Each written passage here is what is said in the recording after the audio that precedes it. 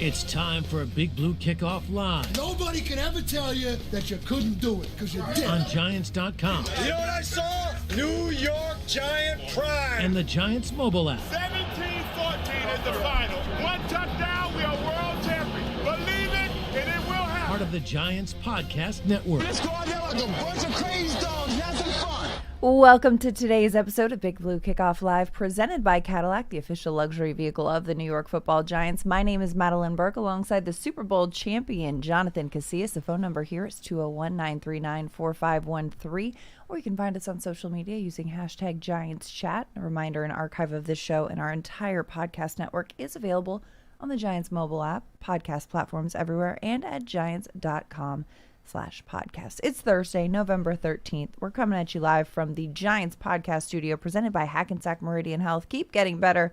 JC, how you doing? I'm fantastic. It's good to see you, Miss Burke. Fantastic. It's good to see you too. I feel like we do the Giants hangout every week in our little boxes, but look at us in the flesh, in real life, in the studio. How fun is this? Oh, this is awesome. I walked in today. I was like, hey, hey, it's Miss Burke. I Big always surprise. love this one. First of all, for those of you at home who don't know, this one has ever since you were playing here and I started covering this team, you've always called me Miss Burke, and it's so precious because it makes me feel like a substitute teacher a little bit. You are no sub here, but okay? it's like the cool one, the one who rolls in the TV on the right, wheels okay, when I you're can like, see oh, that. we got Miss Burke we got today. Miss Burke coming in. Yo, what's up? We not doing no work. We're just having fun and good times and good vibes. And you know what? We need some good vibes around here. It's been a tricky week. Obviously, I know that on this program, the guys earlier in the week have well gotten into all of the news around the Giants land. So yes, we're acknowledging it. Big fan of here's your water. A big fan of head coach Brian Daboll and wishing him nothing but success in his next ventures. Mike Kafka, will do a great job in stepping into that role. And Tim Kelly, of course, elevated to the interim offensive coordinator. Looking forward to watching what this team puts onto the field on Sunday with Jameis Winston starting at quarterback. That's where I was going to start. Yeah. That was a huge move, going from basically Russell, who's been the guy, and then Jackson Dart, he's been basically the reserve backup and has played in relief of Jackson Dart at times, and then making the move to Jameis Winston. That was a huge move by Kafka. And did you see? Can I just tell you that it's been stuck in my head? Oh my God. Greatest city in the world. Like, I want to make that my new ringtone. He was so good, and that's the reason why you make the move to Jameis Winston, because he brings a different type of energy that I think that this team needs. This team needs a spark. It needs a guy that's going to execute with surgical precision. That's going to call a play like he's telling you a secret. Oh my gosh. It was electrifying in his presser, and I think with him at the helm, you expect a lot of fireworks. Right. You do expect that. And Russell Wilson has had his struggles this year, but he's so good for the locker room. Russell Wilson is. Jameis Winston, I can say the same thing about him. Absolutely. He's such a great locker room guy. And me and him got into it last week. He was calling me out about being on the Saints sideline and Saints versus Giants. First of all, everybody's not too fond of me doing that, but I can't give back my Super Bowl ring. Yeah, you don't have to give back your Super Bowl ring. You can celebrate that ring any week. Any other week, I know. Any week the Saints play other teams. I know. You're but having I'm always lunch. Working. You're having lunch in the Giants cafeteria. You're on the Giants shows. Then next thing you know, you're flipping the Saints coin. Yeah, he came at me. He came at me hard, it's rightfully like so. Oh, it's like that. But I had to defend myself, and I also said to him, Mr. Former Buccaneer like myself, Mr. Former Saint like myself, what are you going to do when you retire? What team are you going to retire with? That's true, but it's like, the former Saint was not over on the Saints sideline flipping the coin this week. But whatever. I digress. But in all fairness, yes, you know what? You did win a Super Bowl. But in all fairness, I have a friend who has your name on a T-shirt.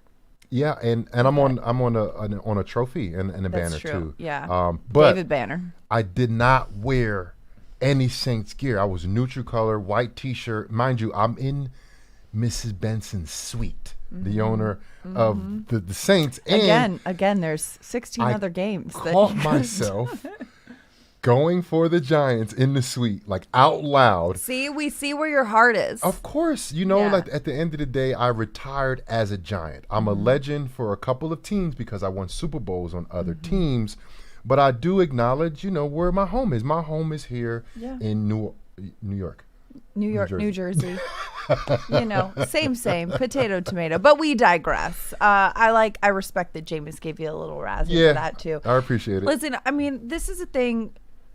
You understand this. You've been through this as a player. When there's a change like this in the middle of the season, it is destabilizing for a locker room in a lot of ways. And I think you need to find ways to reignite the joy of playing the game. And I do think Jameis is going to be so good for that in a way of, he's always been, he's the perfect kind of veteran to have in that locker room because he's not, he has a lot of pride in his ability, but not from an ego place, not from I should be starting. Okay. How, and I think that he understands and really thrives in that role of just, I'm going to do my best wherever is asked of me. And also considering that he is on a 2-year deal and will be the backup quarterback next season behind Jackson Dart, there's a consistency in the continuity with Jameis Winston, whereas Russell Wilson, as incredible of a career as he has had, this is a 1-year flyer for him. So I think that this was an opportunity for the organization to say, all right, let's turn the page and move towards what we are building rather than what we are at right now. And I think you said the right word, opportunity, right? He spoke about that in his presser, and it's also opportunity for Kafka, and of course, the number one topic right now is who is going to be the next, Giants head coach, right? The interim guy doesn't always get it, but he kind of is a shoo-in in terms of he has basically the first impression and the first right of refusal almost. Yeah, first audition. Definitely the first audition. Yeah, because everyone else is going to be having a meeting and interview, but you're actually going out there and showing what you're capable of doing he as has a coach. A relationship with every single player on the roster, so big opportunity for him as well to get this life back into the New York Giants, and one thing that Jameis Winston said that really stuck with me, and I was talking when me and Jameis actually talked last week, I was actually talking to Amir Smith-Marset, Jersey guy, undrafted guy, got a Super Bowl with the Chiefs, and I told him, he looked like he was a little bit, I would say, frustrated about, not being as active as he wanted to be, and Elijah Garcia as well. And, I'm an undrafted guy, and I made sure to tell them the same thing that Jameis said. You have to be grateful. Like, I know you're grateful, but you have to show it and act like it. Because everybody's grateful to be in the NFL, but sometimes you might not put it out there. You might not wear it out there. You might not show it how you're walking into the building, how you're handling practice, how you're handling the day-to-day. Because it is frustrating not playing. It is frustrating losing. But you should be grateful that you have an opportunity to do something that only very limited amount of people get to do in a lifetime. Ever, Get to play in the NFL. And then I love Jameis' energy because he hit that. I agree with that take too. And it's not, and I don't think you're saying grateful of like, well, you should just be happy to be here. No, but it's more of just understanding from the macro picture, because so often in any regard of life, whether it's, playing in the NFL or working at a job, you forget that once upon a time, this was your dream to just get in the door. For sure. And it's like staying grounded in that energy of just like, okay, I am grateful. I am happy that I am here and I have accomplished this. And what can I do to be where my feet are and thrive in that position? 100%. And I use the 2 words again, being grateful for the opportunity. Yeah. Just like when you wake up and you start understanding that people don't have it as good as the next person. And I'm talking about just the day-to-day life. Yeah. Some people wake up, they can't see, they can't walk, or whatever it is. You have an opportunity to play for one of the greatest organizations in all of sports. Yeah. Be grateful. Show it the way you practice, the way you come in the building, the way you are in meetings, and then that will translate over on Sundays. And I just feel like maybe collectively as a unit, as and I'm talking about the players, maybe they have kind of forgotten that a little bit or gotten away from it because it's been so rough.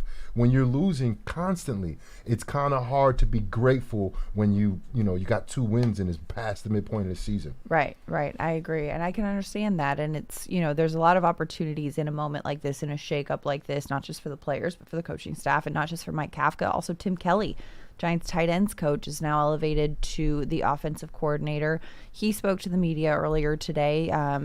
Thursdays is coordinator's days to speak. And, it was his first kind of one of those media availabilities. And he's talked about how, as far as he knows, he'll still be on the sideline as Kafka was.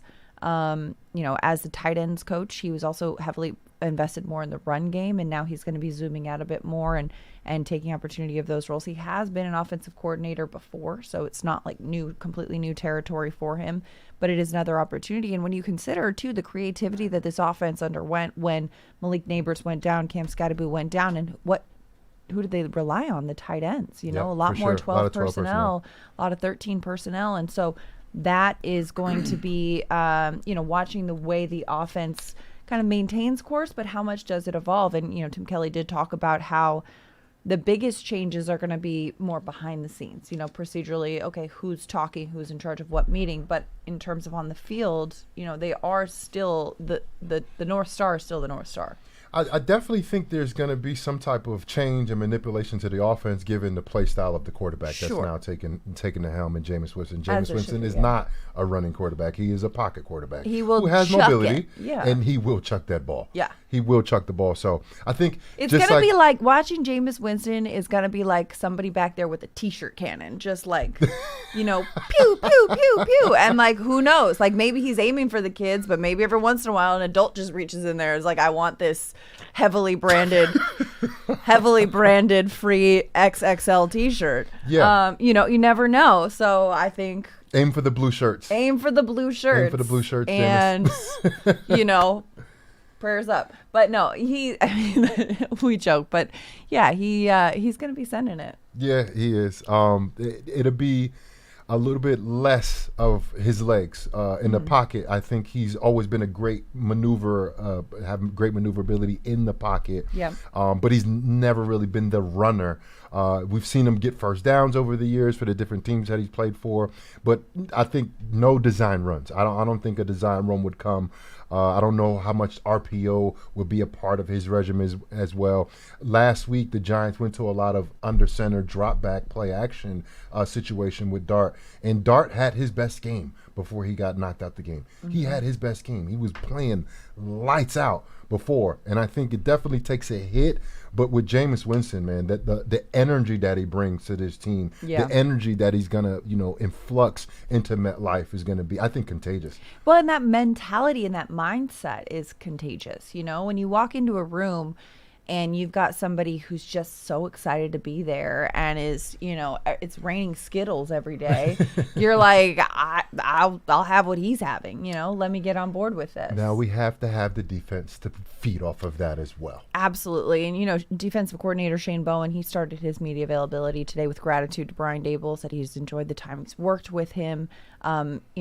Acknowledge that, hey, you know what, a part of this falls on me. We got to do a better job of closing out games. And that was one of the first conversations he had with Mike Kafka as Kafka took over as interim head coach, is how do we kind of lock it down and close out these games? He also acknowledged, the incredible play of rookie Abdul Carter, but acknowledged that Carter has had several sacks that have been taken away because of penalties elsewhere on the field. And that for a young player is a little bit not, deflating, but frustrating, because he's like, I'm doing my job, I'm executing. Why is it that somebody over there making a mistake is affecting my, my ability to contribute? You had Dexter get one too last week.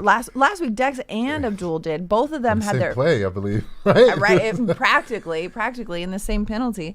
But that's the hard thing too, is the discipline on all sides of the ball, but especially, in that regard. Well, the Giants have to get back and playing complementary football. The 2 wins that the Giants had this year, you saw a complementary football, offense, defense, and special teams. And I think all 3 of the units have been up and down. Last week was a collective effort to fail last week, right? Mm-hmm. The offense started collective out hot. Effort to fail. Is it?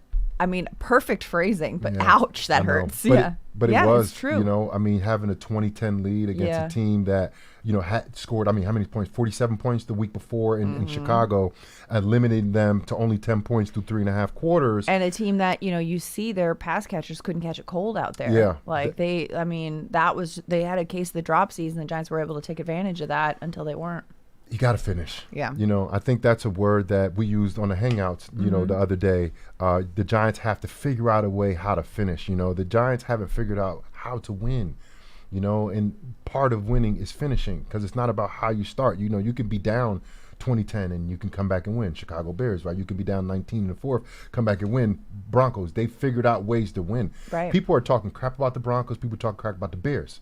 But they're finding ways to win. Yeah, at the end of the season, they're not going to say, oh, yeah, the Bears won that game 24-20, but they were down until the fourth quarter. No, they're going to say they won the game and they had more points, and that's what happened. The Giants have to figure out ways to win games, whether you're behind or whether you're, especially when you're leading. And good teams figure out ways to win. And you talk about complementary football. It's offense, defense, and special teams.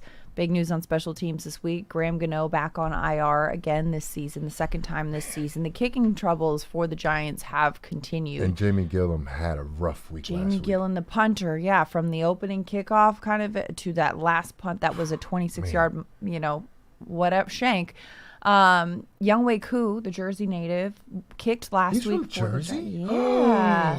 Oh, okay. Look at that. Yeah. Look him up. Yeah, Younghoe Koo, the Jersey native and Zen enthusiast, is he was out there for the Giants last week. During warm-ups, he had a couple struggles. You know, he missed a couple of his kicks in warm-ups. He was effective during the game, didn't miss anything in the game. But I didn't know that. Yeah. But he special teams coordinator Michael Gabriel talked about today that Koo went over to MetLife and practiced earlier this week at the stadium. Well, good. Because but the also wind in MetLife is a lot different than this practice field at Quest. It's very different. I know that it's like Quest and MetLife are about, a couple hundred yards away from each other. But Quarter the mile, environment, I mean, you could see it from the parking lot, but the environment is so different because of the structure of the bowl. Structure, yep. Mm-hmm. And so for Koo to not only, be proactive and do that, but take advantage of that opportunity, and for the team to facilitate that, that's great foresight of like, okay, here's the problem. How do we fix it? How do we make sure that you feel good and ready to do this in this environment? So that was an interesting element this week. And I think not just understanding the air and the wind and the turf and all of that stuff that happens, the physical things, but it's the intangibles. Turf, wind, and fire out there at MetLife. Turf, wind, and fire. Giving them confidence, right? Because that's what kickers have. Like you to miss a kick, what you made thousands of times. Yes. Most of the time it comes down to nerves, it comes down to confidence, it comes down to actually having, the blinders on, not, seeing all of the stuff, the freezing, the kickers, stuff, not paying attention to none of that. Well, it's like in basketball, when a basketball player is a shooter, right? Shoot, but then you go on a cold streak. If you get in a slump, what's the best way to break the slump? You just got to see the ball go through the net. That's it. And so it's like if you're in a slump, and Koo, part of the reason that he's no longer with Atlanta is he got in a little bit of a slump. And so he had a good outing last week, but you're right, like just getting that confidence built up again. Yeah, where you're going to do it at. Yeah. Like kicking it at the stadium, kicking it at practice is one thing. Just like practicing at practice is one thing. But getting under those bright lights, even though it's 1 p.m., won't be bright lights. It'll be a bright sun, hopefully get some sun. Hopefully or the bright hail like we've got today. It's raining sideways out there today. The weather is very bipolar here. Yes. Very bipolar. Yes. Very bipolar here. Bipolar. Yeah. Yes. It's it could be rainy one day, it could be 70 degrees. I think we got a 70-degree day, then it was like very cold. I had an Uber driver educating me on the fact that we are now in a subtropical climate here because of climate change. And so he said that we will be getting more of these Florida-like or tropical-like storms where it's just like downpour for like a couple minutes and then stops. And it's like somebody flips a switch and then rain, no rain, rain, no rain. He's sideways. using the word tropical in November in New Jersey. I mean, it can be cold in the tropics, apparently. But anyway, subtropical climate, I looked it up, and apparently that is true. Really? Via many corroboration. So now we're subtropical. So now it's just going to be raining sideways out of the blue sometimes. Here we go. And on that, we've got the news, weather, and sports for you all today to start BBK. Giants fans, make sure you go and subscribe to the Giants Huddle podcast. It features long-form interviews with Giants players, coaches, and front office staff, past and present. Plus, hear from the best analysts covering Big Blue and the NFL. Search for the Giants Huddle and subscribe on your favorite podcast platform, or simply go to giants.com/podcasts. And don't forget, If you're on Apple Podcasts, leave a 5-star positive review. For all of our Giants podcasts, like, comment, subscribe. You know the deal. Let us know what you think. 201-939-4513 is the phone number. Let's go to the phone lines, starting with Giovanni in Jacksonville. Giovanni, welcome to the show. You're on Big Blue Kickoff Live with Casillas and Madelyn. Hey, Madelyn, Jonathan, how you guys doing? What's going on? How Good, are you, how sir? are you doing? Doing good. Doing good, not bad. Ooh, are you faxing something? Hello? Dial-up? Did we lose you, Giovanni? That dial-up internet, man. I think somebody's trying to log on to AOL. Giovanni, give us a call back if you can. But it seems like we might have lost you. All right. We might have. All right. 201-939-4513. While we try to see if Giovanni can get back, let's go to Kyle in New Hampshire. Kyle, welcome to Big Blue Kickoff Live. You're on with Jonathan and Madelyn. How you guys doing? Good. How are you? Good, how are you? Not bad, not bad. So I don't mean to beat a dead horse here. I'm a few weeks behind, but I think the Broncos game definitely holds some weight to what happened here, especially the way we were going into that game, the vibes we were feeling, and it was definitely feeling like if we won a couple games, we definitely wouldn't be where we are right here. So with that being said, I have lived in New England my whole life, so finding Giants fans is hard. So during the game, I'm on the phone with a good buddy of mine who's also a Giants fan, and I'm very happy I have a former player here to talk me through this because I am nowhere near knowing anything about coaching in NFL or anything like that. But I think this situation is going to come up more now that the kicking game is completely changed in the NFL. We get the pass interference call, the ball at the 1 with 28 seconds left. We have 1 timeout. The Broncos have 0. My buddy instantly asks me, what do you do the second we got the pass interference call? I go, dude, I'm taking a knee on the first play. I'm running the clock down to 15 seconds. I'm getting into I formation, and then I'm snapping it, running it again. If we score, great. If not, I'm taking a timeout with 12 seconds left, and I'm coming up with 2 plays, either a run play and then a throw play, or you throw it there in case you don't get it. You still have 7 seconds left to go with a 4th down play. With that, you're taking 1 play away from you, but you are guaranteeing the Broncos can't do anything with the ball. Is that a crazy thing to think of? Because every person I've talked to just thinks that is unethical, not unethical, but just not normal play calling. But in today's NFL, where you can kick it 60-plus yards and you can get the ball on the 40 with 1 wrong kick, I think that should be thought of maybe more often if you get the ball on the 1 with under a minute left. We're talking about the Denver Broncos game at the end of the game? I mean, beating a dead horse talking about Broncos is a pun right there that I was just biting my tongue, not trying to interrupt you with. I can't remember that far back. So many. So much football I've watched since then. I'm not trying to dismiss. I just can't exactly remember the exact plays. Yeah, the exact plays and how it went down actually. We got the pass interference. Obviously, that game was the meltdown at the end. Yeah. But we got the pass interference that gave us the ball on the 1 yard line with 28 seconds left. We had 1 timeout. The Broncos had 0.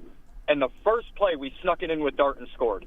Like, why don't you take a knee there, run the clock I down? remember exactly what you're talking about. Yeah. Yeah.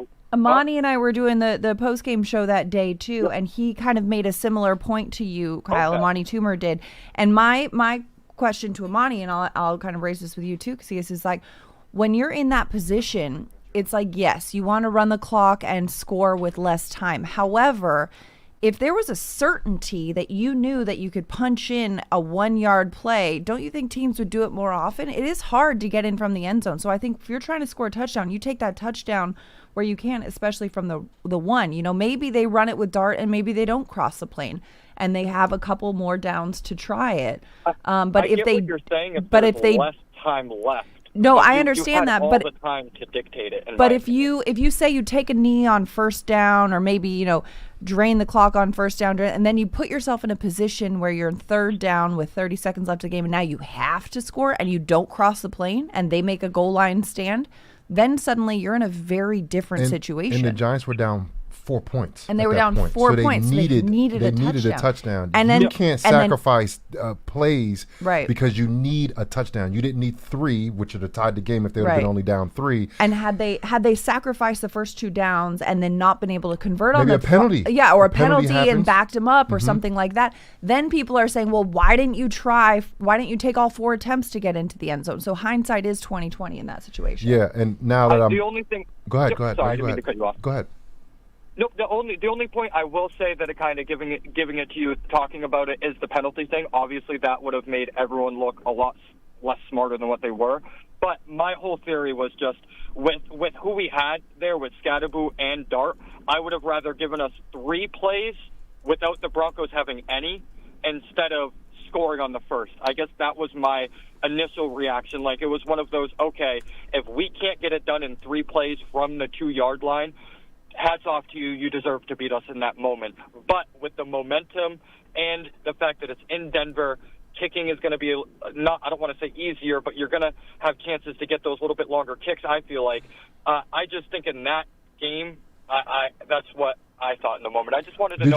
Wait. Did you think that at the moment? I'm glad Schumer said it as well. Did you think that at the moment, or did you think that after the moment happened? Because hindsight is always 20/20, and as a defender, I would say your defense should make a stop. Yeah. Defensive players 33 get paid points too. in the fourth quarter is absolutely absurd. Yeah. The reason why I called is because it's been on my brain that much. So I think, like, for example, that I know you don't remember the full game, but I remember it now. I remember the situation now that you were talking about. Yeah. I had to go back and look at it. But like the interception Dart threw, coming up to the ball, my buddy's like, dude, I'm running it here. I'm like, no, I throw it. I like our chances. I throw it. And then obviously he threw the pick, and then looking back, I disagreed. I was like, okay, no, I see why you run it there. In the moment, I agreed with the throw. Mm-hmm. Looking back, I thought you should have ran it. But this play, everything about it, I think you should have killed the clock, and if they do get the ball back, they get it back with 15 seconds or less, not 25. But again, Kyle, how many times have we seen not just the Giants, but teams across the league at the 1-yard line, including the Philadelphia Eagles, who push their way a yard at a time, being stopped at the 1-yard line? Yep. And so there's no guarantee that if the Giants go for it on that first down, which they did, that they're crossing that plane. And it's, I think they were just as surprised of, oh, wow, we got in there on first down. And as you said, you wanted them to take, to let the time go on that first down and give them 3 tries. Well, had they got in there on second down, they still would have given the Broncos plenty of time, you know? Yeah. So I think... it would have, instead of 28 seconds, it would have been 15 if you don't get it on the first down, though. But it's just one of those, I think... Before that game, the most heartbreaking loss of the year for us was the Cowboys game with the way everything happened. So it was just one of those, I felt like we should have known not to give the ball back to them with as much time as we did, knowing that we're just a field goal away from either overtime or obviously losing the game because we didn't get the PAT. So it's just one of those, again, I don't think I'm a coach, or I'm not saying I'm better than anyone or anything like that. It was just, in the moment I thought of it, and it was just so different than what people would normally do in that situation. But I think there's a chance we may see something like that maybe happening with how the kicking game is changing, and the fact that it is, like you guys said, you could get a penalty, but also, like I said, you could mess up on the kickoff and they could get the ball at the 40. Yeah. So no, I mean, it is one of those. A lot of things are analytics now. So if you're going to do the numbers on it, that's where I was just like, I thought that was the best case scenario with everything considered. So I just wanted to get your guys' opinion. It is a good hindsight moment and something good to kind of evaluate. And thank you so much for the call, Kyle. But it is one of those things too that you got to trust your defense. That's it. And it's similarly, the Giants were in a similar situation against Dallas as well. You leave some time on the clock.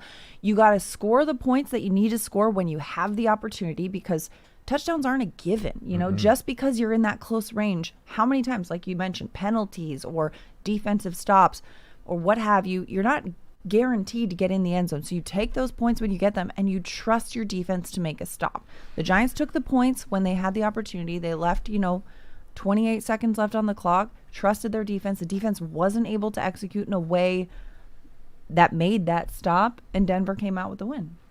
Yeah, hindsight's 20/20, and I've never been rely on the analytics type of guy. Football needs to be played by football players and smart coaches that have a knack for doing certain things in certain situations. Yeah. Right. And I think when you have an identity, and you can stand on business when it comes to that identity, then you do it. Yeah. What Kyle is talking about, for me, that's too analytical. Like, let's play some football. Right, Let's make a because- stop. yeah. Let's get a touchdown and then have a stop on defense. Yeah, the math is mathing, but also you have to consider the human element and the execution and the personnel on the field that are asked to do it. Again, if you're saying like, in theory, it would be great to have less time on the clock, but in theory, if you're putting your team in a position to have one shot to rabbit that touchdown and say like, I got one opportunity, palms are sweaty, let's go. Like, do they get it? And if they don't, Knees then weak. yeah, Arms wasn't ready. wasn't ready. You got vomit on your sweater. Mom's spaghetti over here because you couldn't get it done. So it's like you get the points when you get the points and you trust your defense to do their job, because breaking news here on Big Blue Kickoff Live, defensive players get paid too. And Really? so I think so often people look at the game from an offensive perspective of like, oh, we have to score this, we have to score that. But like, defense has a job to do, and defense can go out there and do it and make a stop as just as imperative as getting the points. And just like you say, oh, the defense hasn't stopped them, right? The defense hasn't done this. Well, the offense wasn't really scoring fourth quarter touchdowns either, and they had 2 that game.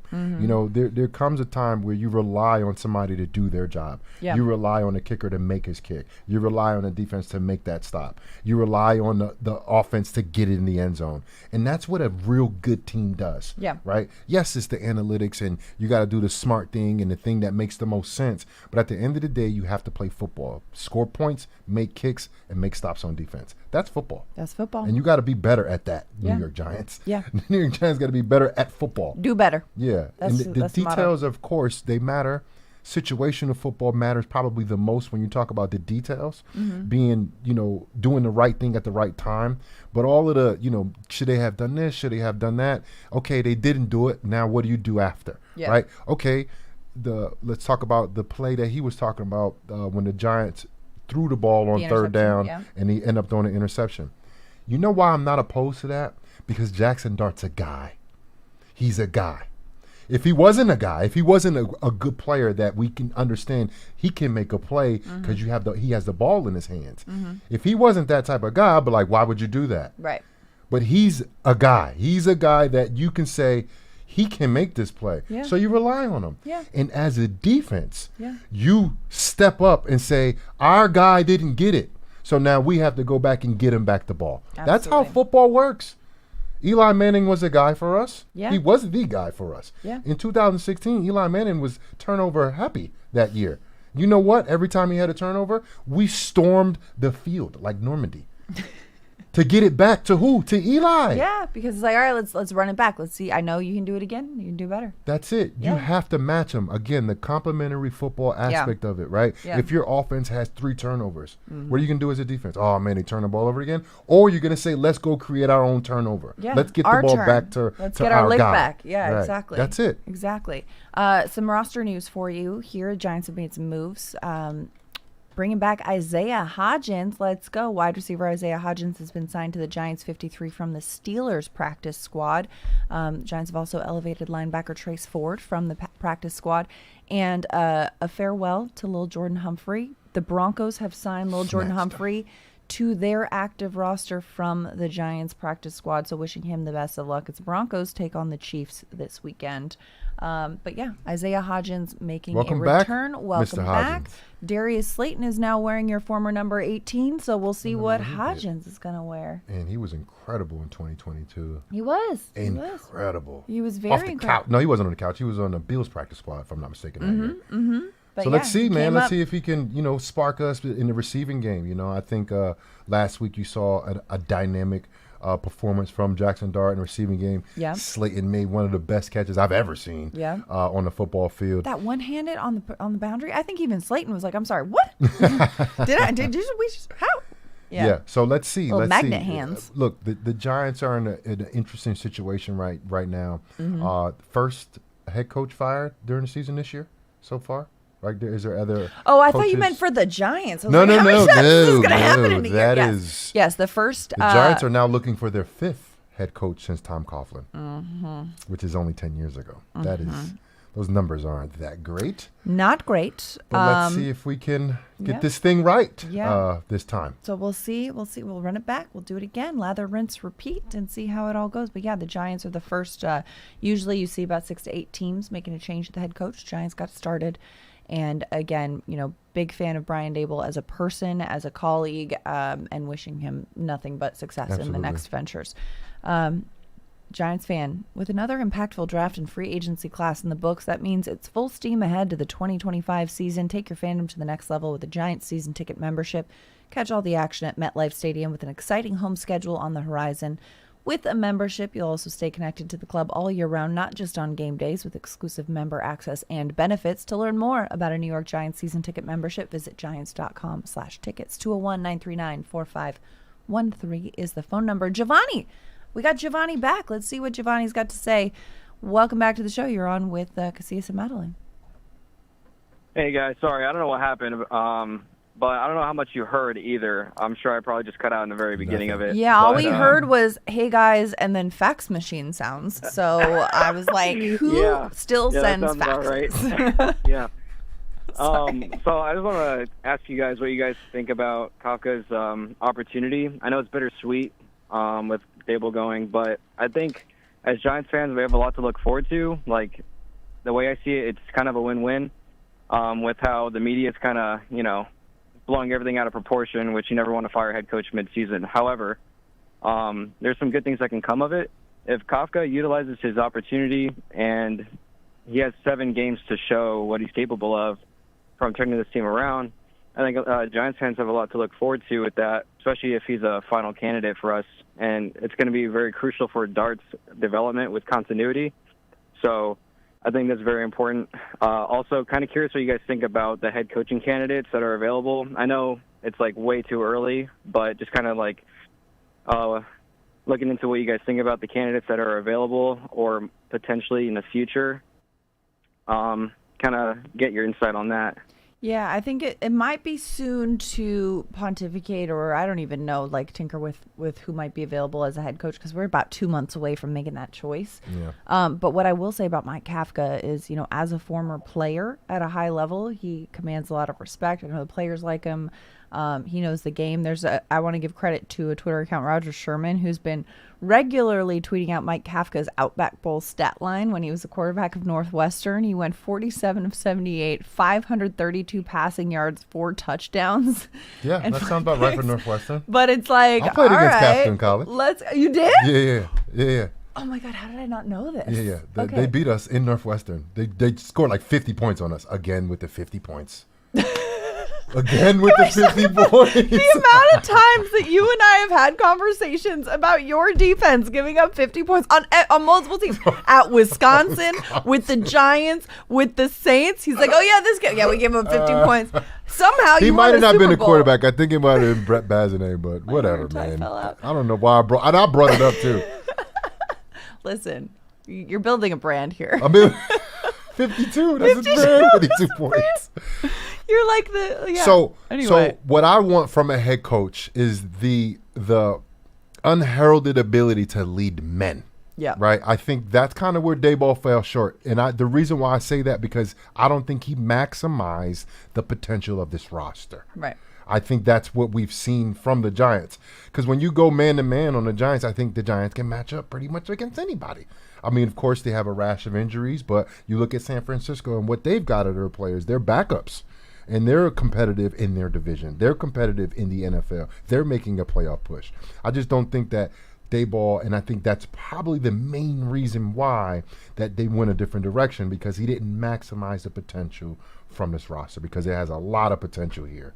And you have to get a guy that can figure out how to maximize potential. It's not about being smart. It's not about X's and O's. It's not about execution. For me, it's about leadership and delegation. Leadership and delegation. And Mike Kafka's got a great opportunity. Giovanni, thank you so much for the call, and thanks for calling us back. after that little hiccup too. It'll be a great 8-week stretch for Kafka, an 8-week audition to show what he's capable of. Such a late bye week. I know, week 14 bye week, but the good thing is so long away still. Seriously, I don't know, but I would rather have a late bye week than an early one. Imagine the teams with like a week 4, week 5 bye week. You're like just getting into the motion of the season, and then you take a week off. Well, you know what? I was going to say, because you got training camp, and training camp's 4 weeks, but training camp really doesn't even exist. But you also have a break over Labor Day. So there's training camp, and then there's that little Labor Day kind of baby bye week there. Yep. And then the season starts. I feel like I think the sweet spot is like week 10, 11. But you also have the Thursday games, which most teams have, right? Not every team has a Thursday game, but most teams have Thursday games. And a Monday game, too. So I feel like if those can be, they never are coordinated correctly through the NFL, but if you can have a sweet spot of a Thursday game early in the season, and then maybe you can have a week 10 or 11. That's what happened with the Giants. The Giants had that Thursday game against the Eagles, and they had like a little baby. Was it 5? Week 5? 6. And then they got the bye week 14. But then they played the Eagles again, and then they gave up 276 rushing yards. So why are you bringing up old stuff? Were you playing defense? Did they put up 50? Wow. Anyways, I digress. Speaking of playing defense, the Giants are going to have to against these Green Bay Packers, who have been on a bit of a sputter lately. They started the season 5-1-1, and we're out the gate looking strong. They've lost the last 2 games, and putting up less than 14 points in each of them, struggling to score offensively. So, when you look at the way the Packers have been playing recently, is it more the Packers struggling to score, or defensive, performances kind of stifling them? To me, looking at their last 2 games. That's who the Giants play on Sunday. We haven't really mentioned that much lately. At all. Really talked about the weather and JC giving up 52 points. Yeah.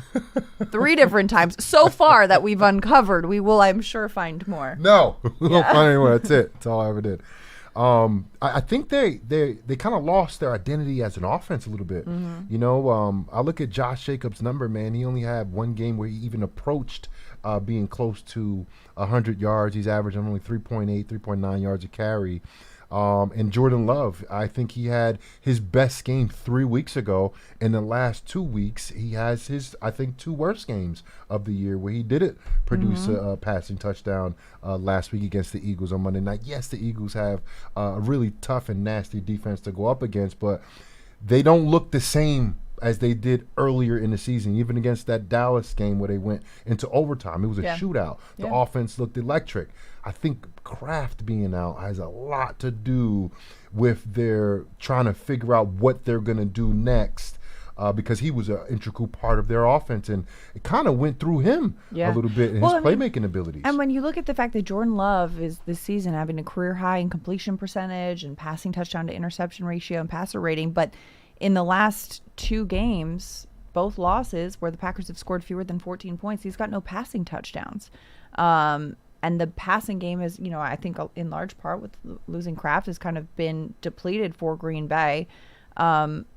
Their defense has really kept them in these games. Micah Parsons and that defensive unit is keeping things going for the Packers. That's going to be a tough struggle, but it's also an interesting one for that defense to prepare for with new head coach, new quarterback. This Giants team, that's, you're kind of playing whack-a-mole. Like, who's going to be where? I don't know what we're looking for here. Yeah, and the Packers number, I think it's about, looking at their record right now, if they can't score more than 13, they lose the game, which is, that makes a lot of sense. I thought I was going to have this reveal of, this magic number. No, if you can't score 13 points, you're not going to win any games, regardless of the Packers. But if their offense can't look the way it should look, right, then it's very difficult for them to win the game no matter what their defense does, because their defense last week held the Eagles to 10 points, and they lost. Yeah. And you think you hold a team to 10 points, you win the game.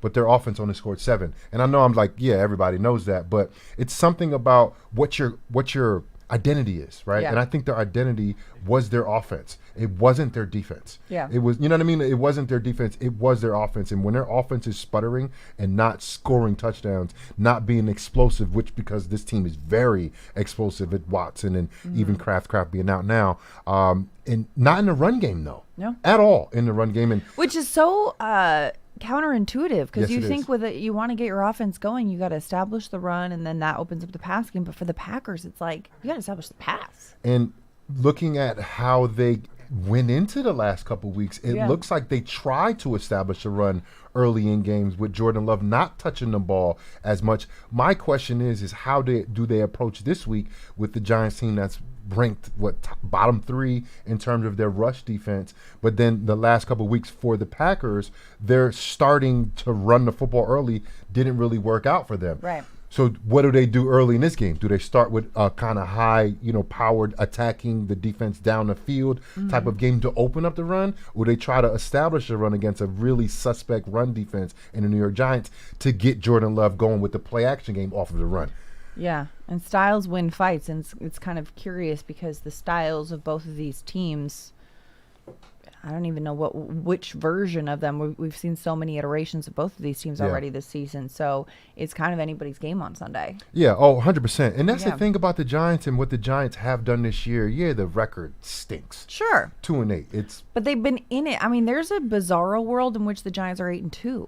Yeah. I mean, very bizarre. very bizarro. But also there is an alternate universe where they're like, 6-4. Yeah. And I think you look at some of these games where the amount of times the Giants had it within their grasp and then it just slipped through like sand through the fingertips that, I mean, they have the talent, they have the ability. Can they finish? And we've spoke about this on Hangouts prior weeks, especially earlier in the season when there was like a lot of like the Giants look different, right? Yeah. The Dart regime is here. He's 2-0 at home, and this team does look different. This team has scored points. Yeah. Last year, the Giants. Remember, there was like a 5-year stretch where the Giants couldn't get 20 points on the board. Right. And now it's like, all right, that monkey's off the back, but now there's other things that are There's a lot plaguing more the team. other things Yeah. that are plaguing the team, and just the ability to play football and good situational football, no matter what we're talking about.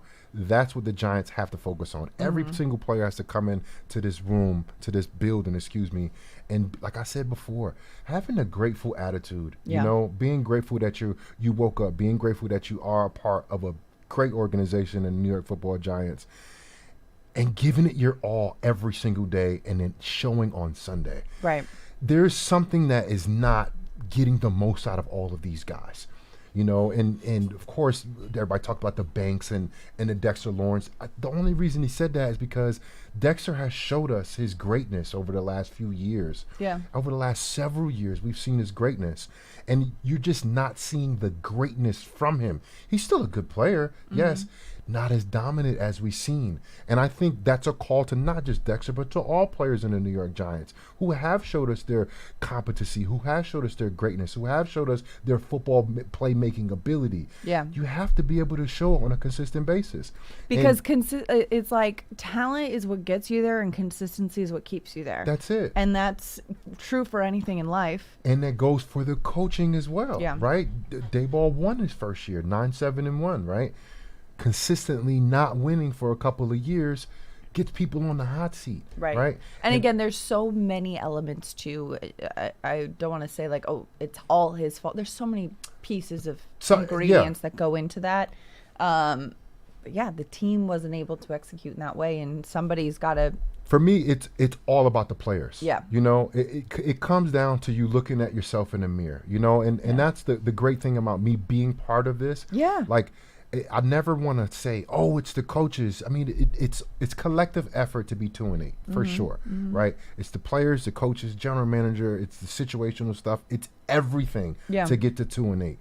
One game here and there, you could blame this player, you could blame this side of the ball, but 2-8, that's a 10-game collective sample size. It's just not working. It's not working collectively. So the Giants felt like they had to make a move. Okay, guys, in the locker room, players. Yeah.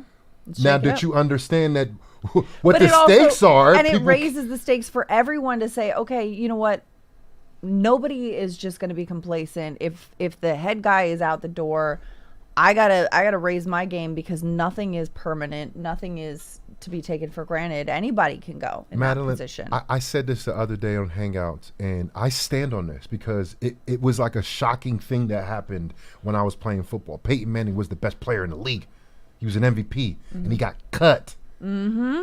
That's my job security as an NFL player, and I used to tell people that. Yeah. Like, my job security is the best player just got cut from his team. Yeah. Like a Super Bowl winner, an MVP, 4-time? Yeah.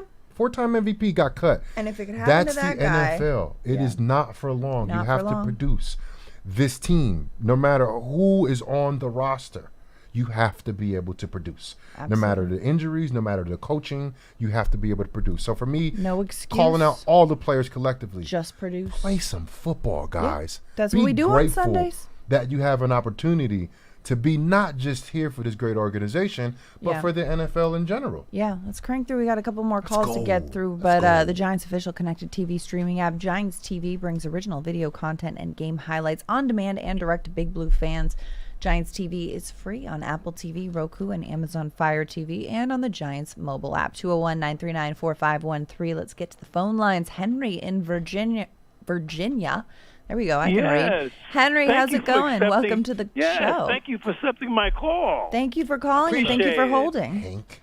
Yeah, I've called a number of times before, so thank you very much for taking my call. Can you still hear me? Yeah, of course. Can hear you. Okay. 2 coaching trees for the New York Giants.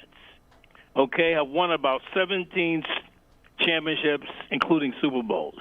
Okay, Parcells' coaching tree that goes along with Kaufman and Parcells, Kaufman, Belichick, and then the previous coaching tree going way back into the early 60s and the 50s, where you had Landry, Lombardi, and I think it was Howard. But those 2 coaching trees have won something like 17 championships. And the key thing in both those coaching trees was the structure of the organization, the structure that the coaches had in place. And I remember very clearly it was Kaufman, where his attention to detail was so meticulous that if the meeting was scheduled for 2 o'clock, you had to be in the seat at 1:30 or something along that line. It was 1:55, but 5 minutes. We get your point. 5 minutes. You gotta go. Okay. No. I was saying it wasn't 1:30. It was 1:55. It was one last thing. Yeah.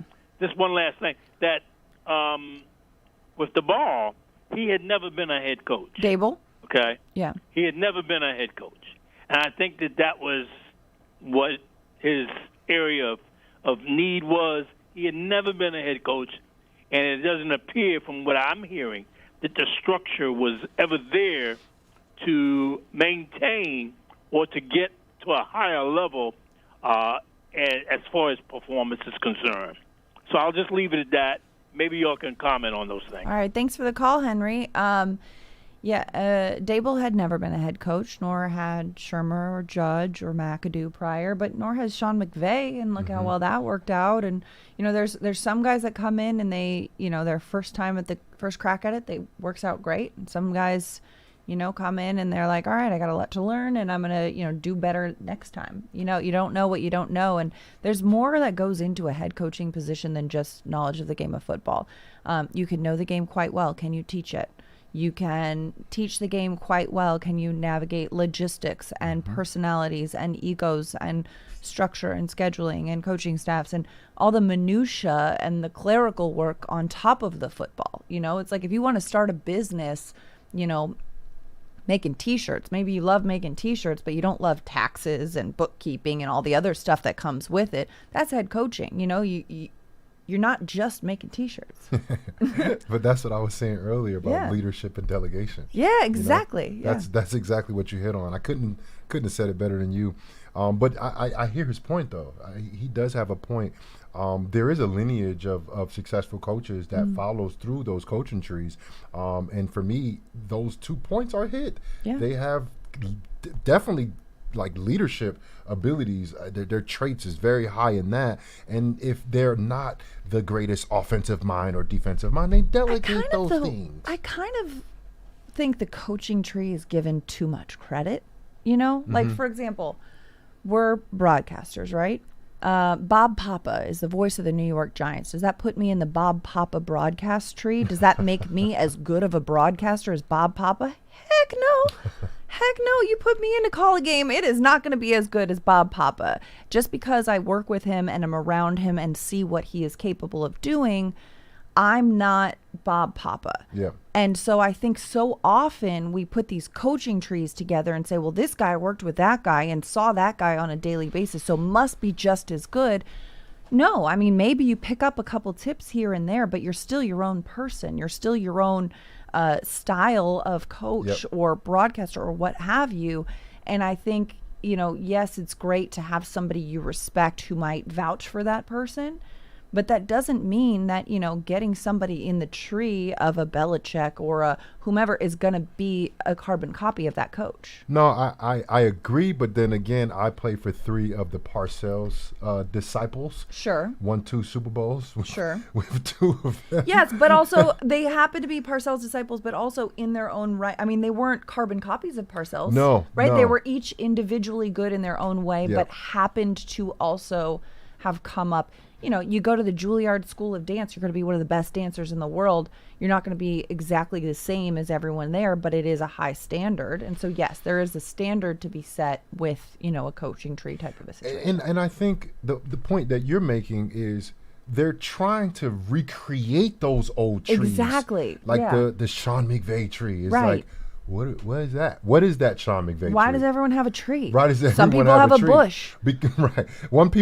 Some people just stand alone. Yeah. You know, on their own. They're lone wolves. Yeah. It doesn't have A root vegetable. History doesn't have to repeat itself. It doesn't have to be another tree that has this wave throughout the NFL that has coached in every single division and Sure. conference. It doesn't have to follow that. But can't take away from the Bill Parcells tree. Right. Listen, real ones know. I mean, I'm going to defer to you on that one, and I know that. I mean, I got Peyton, Belichick, and Coughlin. Yeah, yeah. And those are literally one of the three of the greatest coaches of all time. Absolutely, but I would argue that they're great because they're great coaches, not because they coached with Parcells, but they happen to because they coached with Parcells and maybe learned a few things from him, and maybe got a little nod of, hey, this is a guy that you should consider from a guy that has earned that respect. Then it works. But I think the baseline of, oh, well, this guy coached with that guy doesn't necessarily make him automatically an elite member of the tree, you know? Yeah, no, I got you. I think it just, and I'm just talking about this Parcells tree in particular. He had just a different way of handling things, and Sure. it's really not, you don't really see that anymore. It's the old school style of coaching that people say, oh, that's the old school style. That's Right. That's kind of the Bill Parcells way. That Yeah. way is far gone. Oh, yeah. That is not the way that Well, really. in the era of social media and NIL and players coming in with a whole different grasp of, you know, the game and the business and all that, I mean, you kind of have to evolve a little bit. Oh, no. Yeah. I mean, football should evolve, Yeah. you know, with the times. And they are evolving. We're going to different countries and continents. Yeah. Got a Madrid game this weekend. Mm-hmm. Vamos. All right, one more call, 201-939-4513. We got Marcus in California on the line. Marcus, thanks for calling in. Thanks for holding. You're on Big Blue Kickoff Live. Hey, how you guys doing? Good. How are you? I'm all right, man. I got my rant off on John and Howard, so to spare you guys. Just a couple questions, I guess. JC, as far as defense, at the end of the game against the Bears last week, what was Abdul Carter doing on his knee for like 3 seconds after the snap and then popping up like, surprise, here I am? It was like the last drive or something. And then my other question is just, what do you guys see that would say that the team has made progress in the last 7 games that we're about to have to sit through? I mean, you already hit the point where I think we're scoring 6 more points a game this year than last year, which I thought was progress. And I do feel like the offense has started out with the lead every game that Jackson Dart has started. So I kind of put it on the defense that has, like, you know, if you go out there with the lead, you should never, like, release it. So I mean, your there guys' wouldn't be thoughts on competitive that, I games guess. then. Yeah, I mean, if somebody got a lead and never released it, Nobody would watch football or sports. right. Sports would lose No, all. I know, but it's Bets like would be every so time, easy though. to make. Like, you know what I mean? It's not like, oh, 2 times they had a lead. How could the defense give it up? Like, we literally were pitching a shutout in Denver, and it seems like as soon as the shutout was no longer viable, that like it seems like this team just gave up for 4 weeks. They're like, oh, well, we almost shut out Denver for 48, 49 minutes, and then we're just going to give up 150 points. Like, it just seems weird to me. So I just basically really all I really want to know is what you guys think would be progress for the next 7 weeks, and then why you think Abdul was on his knees like that. Like, it just seems weird that it's a weird play call, and I think that we don't try to do one thing great and then build off of that. I just feel like they get too cute right off the bat, and it just seems odd to me. So, but thanks for taking my call. Of course. Thanks for calling, Marcus. Yeah. I think I know the play you're referring to with Abdul, and I think he was slow to get up, and then he was just like, all right, I'm here, I'm good, I'm ready to go. Yeah. I don't know that there was much to that. But I mean, to be honest, 2-8. If you could win a couple of games, and I say a couple of games, it's just the Giants, and they're trending down, and you want that trend to go up. It doesn't mean that wins are coming, right? But you want to be able to finish games better, be better at situational football. Special teams need to be more consistent. Defense has to slow somebody down. Yeah. With the guys that they have to do a better job against the run and finish games. So for me, I would be, better if the games were more competitive at the end in terms of the Giants either pushing to win games from being down or holding on to leads late in games, because that's what we just haven't seen from the Giants. Yeah, you want to see, I think when you're talking about, Marcus, what it looks like to improve, I think finishing games, finishing plays, finishing tackles, finishing all of it is a big point of emphasis around this building and around, this locker room. Yep, that's it. And finishing this show, because we're out of time. But that's a wrap for a Thursday Big Blue Kickoff Live with the Super Bowl champion, Jonathan Casillas. I'm Madelyn Burke. Thanks for tuning in. We have been coming to you live from the Giants podcast studio, presented by Hackensack Meridian Health. Keep getting better. Giants Big Blue Kickoff Live is presented by Cadillac, the official luxury vehicle of the New York Football Giants. You can see an archive of this show on Giants podcast platforms everywhere, giants.com/podcast. Giants Packers back at MetLife Sunday at 1 p.m. We'll be there. We'll be watching. It'll be a little chilly. Bring your sweaters, bring your galoshes. Don't forget your booties, because it's cold outside. All right, on that note, we leave you. Thanks for tuning in. Guys are back tomorrow with more Big Blue Kickoff Live.